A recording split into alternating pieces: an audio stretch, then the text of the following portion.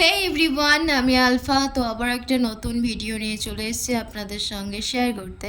এই ভিডিওতে আমি আপনাদের সঙ্গে শেয়ার করব একটা চিকেনের দারুণ টিপসটা আপনাদের খুবই হেল্পফুল হবে যখন আপনারা পাকোড়া বা তন্দুরি বানাবেন, তখনই এটা একমাত্র কাজে আসবে।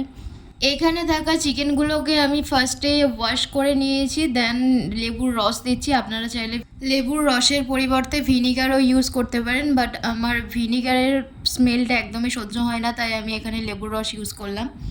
লেবুর রসটা দেওয়ার পরে আমি চিকেনটাকে আধ ঘন্টার জন্য রেস্টে রেখে দেবো। দেন আধ ঘন্টা পরে আপনারা চিকেনটা জাস্ট দেখুন কতটা ডিফারেন্ট আপনারা দেখতেই পাচ্ছেন আগে এবং পরের। ভিনিগার এবং লেবুর রস আপনারা যে কোনো একটা ইউজ করতে পারেন, তবে এইগুলো ইউজ করার আধ ঘন্টা পরে চিকেনটাকে আবারও ভালোভাবে ওয়াশ করে নিতে হবে যেন স্মেল না থাকে, কারণ ভিনিগার বা লেবুর রসের স্মেল থেকে যেতে পারে।